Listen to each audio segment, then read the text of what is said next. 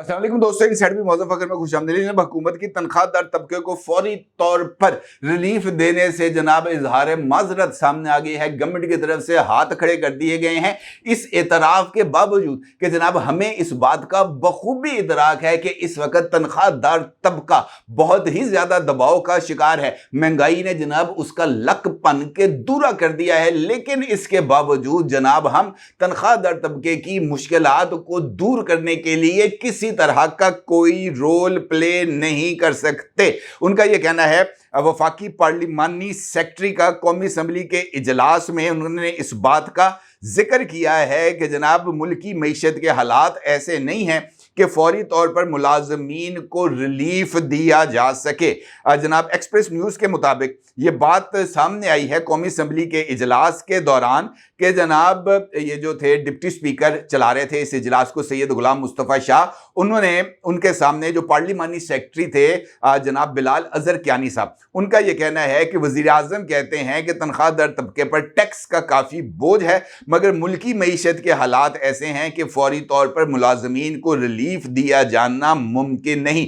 ये वही इजलास है जिसके दौरान जनाब चीनी के जो सौदागर हैं यानी शुगर मिल मालिकान हैं, उनकी तरफ से चीनी की घरेलू और कमर्शियल कीमत अलग अलग मुतय्यन करने के हवाले से गवर्नमेंट की तरफ से कॉन्सेंट भी सामने आ गई है। यानी गवर्नमेंट ने शुगर मिल मालिकान की इस तजवीज़ पर कि सनती और कमर्शियल सार्फिन के लिए जो चीनी की कीमत है वो कोई और, जबकि घरेलू सार्फिन के लिए चीनी की कीमत कोई और होगी, इस फार्मूले को कबूल कर लिया है। क्योंकि इसी गवर्नमेंट की तरफ से ये शुगर मिल मालिकान को अब से कुछ अरसा पहले चीनी को बरामद करने की इजाजत दी गई थी, ये कहते हुए कि मुल्क में जनाब चीनी की बहुत ही ज्यादा वाफर मिकदार मौजूद है और चूंकि मुल्क को डॉलर्स की जरूरत है, लिहाजा जनाब इस चीनी को एक्सपोर्ट कर दिया जाए, तब भी जनाब पाकिस्तान के अंदर चीनी का ना कोई बहरान पैदा होगा ना ही कीमतों में इजाफा होगा। लेकिन उसके बाद जनाब चीनी की कीमतों में इजाफा भी हुआ और फिर यूएई से चीनी को वापस पाकिस्तान इंपोर्ट करने की गवर्नमेंट की तरफ से इजाजत दी गई।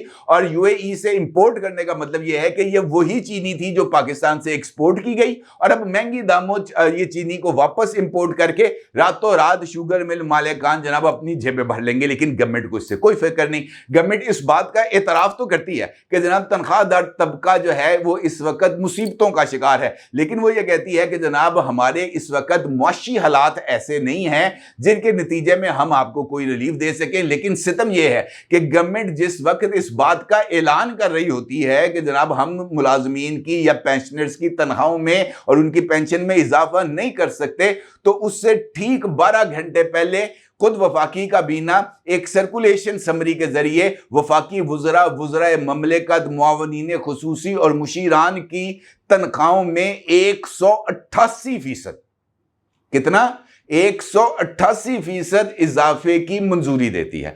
और इस मंजूरी से यानी फेडरल कैबिनेट की तनख्वाहों में इजाफे की मंजूरी से पहले वो कौमी असम्बली के अरकान असम्बली की तनख्वाहों में भी इजाफे की मंजूरी देती है। यानी चौपड़ियां दे नाले दो या बतौर रुकने कौमी असम्बली एक रुकन की तनख्वाह जो है वो वफाकी सेक्रेटरी के बराबर होगी, यानी 7 लाख रुपए से 11 लाख रुपए तक।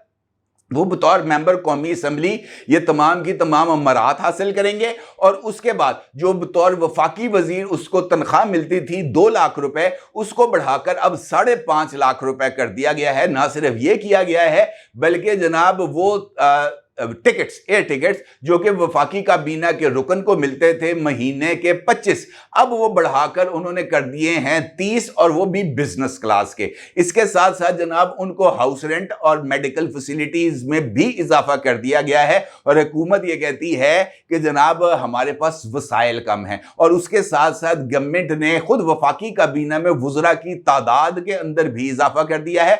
और अब ये नवीद भी सुनाई जा रही है कि पंजाब काबीना के अंदर भी अब मजीद वुज़रा शामिल किए जा सकते हैं। तो आप मुझे ये बताएं कि इस सारी सूरत हाल के अंदर इस बात को कौन तस्लीम करेगा जिसका इजहार हम हर गुज़िश्ते टाइम में सुनते हैं कि जनाब मईशत बेहतर हो गई है, महंगाई कम हो गई है, लोगों की कुव्वत खरीद बढ़ गई है। तो भाई अगर कुव्वत खरीद बढ़ी है तो सिर्फ आपके लिए बढ़ी है, बतौर रुकनी असम्बली आपके लिए बढ़ी है, बतौर काबीना मेंबर आपके लिए बढ़ी है। जब आम आदमी और बुजुर्ग पेंशनर्स की बात بات آئے تو آپ یہ کہہ دیں کہ جناب ہمارے پاس دباؤ بہت زیادہ ہے، آئی ایم ایف اس بات کی اجازت نہیں دیتا کہ جناب ہم ملازمین کے لیے کوئی ان کی تنخواہوں میں اضافہ کرے یا ان کی پینشن میں اضافہ کرے۔ آئی ایم ایف آپ کی تنخواہوں میں اضافے کے اوپر کوئی آواز نہیں اٹھاتا۔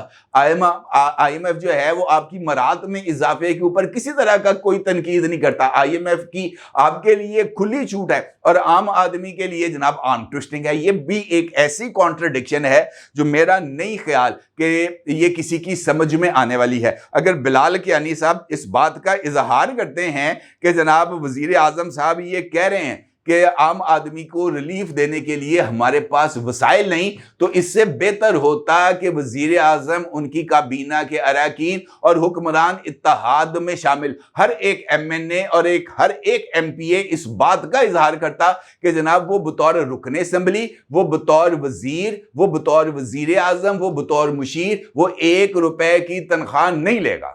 تب تو بات سمجھ میں آتی تھی۔ لیکن یہ کیا بات ہوئی کہ آپ کی بھوک بھوک ہے اور غریب آدمی کی بھوک بھوک نہیں ہے۔ یہ ایک ایسا تضاد ہے جس کا میرا نہیں خیال کہ جناب کسی طرح کا کوئی اس کا کوئی بدل ہو سکتا ہے۔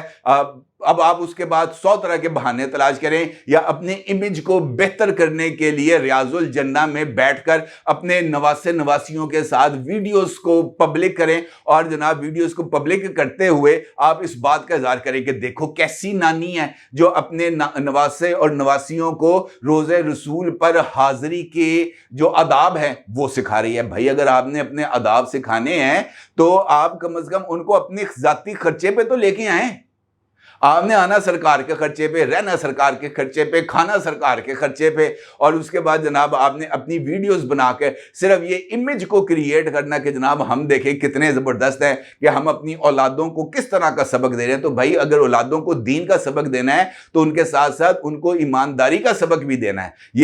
یہ شاید اب میرا نہیں خیال کہ ہمیں اس بات کا کوئی ادراک ہو رہا ہے۔ البتہ یہ ضرور ہے کہ یہ جو خبر میں نے ابھی آپ کے سامنے رکھی ہے یہ حکومت کی دو عملی کا ایک جیتا جاگتا ثبوت ہے، جہاں پر وہ اپنے لیے 188% تنخواہوں میں اضافہ کریں اور غریب کے لیے 8% بھی اضافہ کرنے سے اظہار معذرت کریں، تو ایسی حکومت کے لیے تو معذرت ہی بہتر ہے۔ اپنی رائے کو ضرور اظہار کیجیے گا۔ آپ کا بہت شکریہ۔ اللہ حافظ۔